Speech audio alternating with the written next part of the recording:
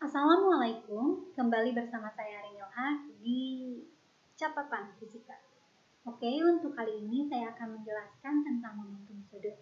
Nah, momentum sudut sendiri, dia memiliki lambang L seperti ini, dan merupakan hasil perkalian cross dari dua vektor yaitu R dan momentum linier.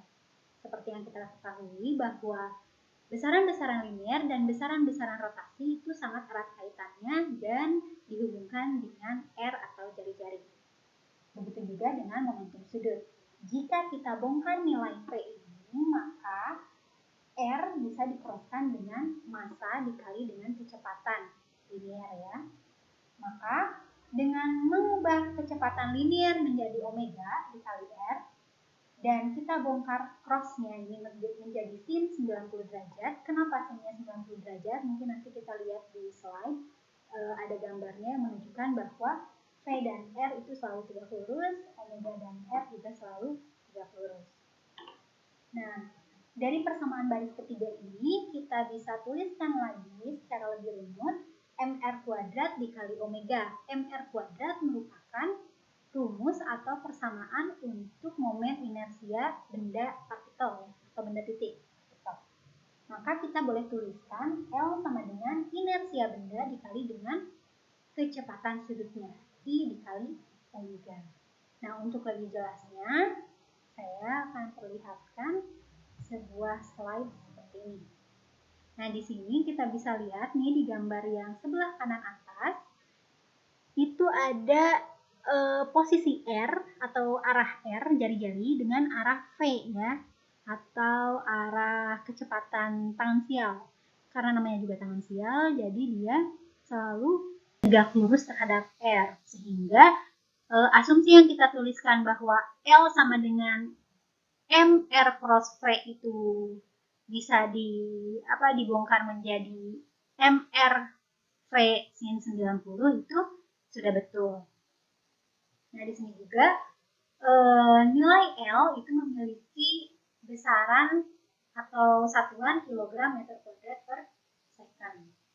Kilogramnya dari masanya, meter per secondnya dari kecepatannya, dan meternya dari R-nya ya, jari-jarinya, sehingga keseluruhannya, satuan keseluruhannya kita gabungkan jadi kilogram meter kuadrat per second. Oke, nah yang menarik lagi dari momentum sudut ini adalah hukum kelekalan momentum sudut. Hukum kelekalan momentum sudut seperti juga hukum kelekalan momentum linier pada gerak linier, dia berlaku jika tidak ada gaya atau torsi luar yang bekerja.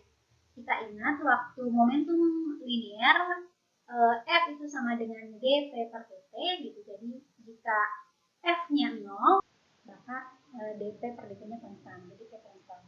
Tapi untuk hukum kelekalan momentum sudut, jika torsi sama dengan 0, maka dL per dt-nya juga 0, sehingga L itu merupakan suatu konstanta.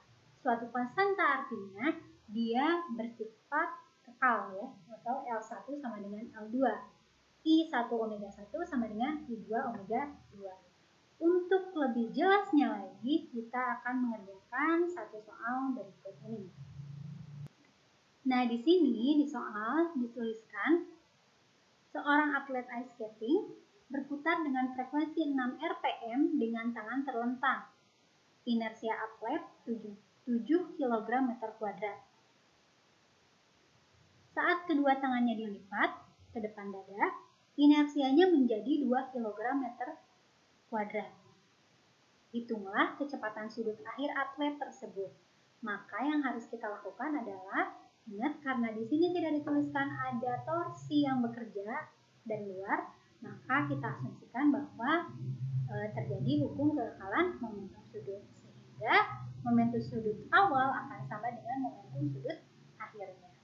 Untuk menjawab persoalan barusan, kita bisa tuliskan data-datanya dulu ya. Diketahui frekuensi pertama itu 6 rpm. Nah, 6 rpm ini kita harus ganti menjadi omega 1. Jadi di sini aja saya tulis R1 sama dengan 6 rpm jika 1 sama dengan 2pi dikali 6 kali putaran ya, per menit per 60 detik. Jadi ini radian per detik ya. 6 putaran 6 kali 2pi dibagi 1 menit itu 60 detik. Hasilnya 2pi 0,2pi ya. Radian per second.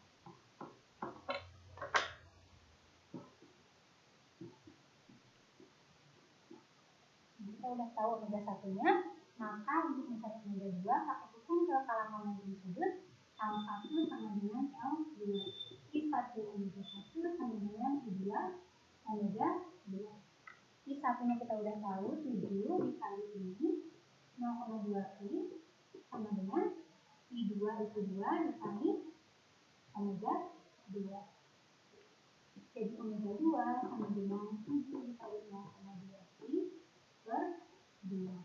Hasilnya 0,7 di radian per second. Ya, semudah itu ya. 0,7 ya, 7 kali 0,2 dibagi 2. 0,1 kali 7, 0,7 dikali 5. 0,7 pi, boleh pi-nya diganti jadi 3,14, nanti dihitung lagi desimalnya berapa.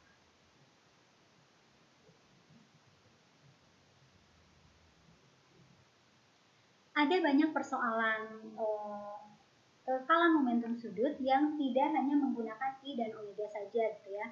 Jadi bisa menggunakan RMT gitu.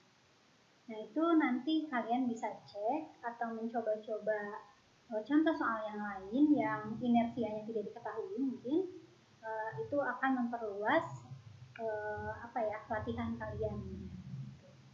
Nah mungkin saya cukupkan sekian untuk bagi ini karena memang hanya sedikit. Sampai jumpa di pertemuan berikutnya atau di materi-materi selanjutnya. Selamat belajar dan Assalamualaikum.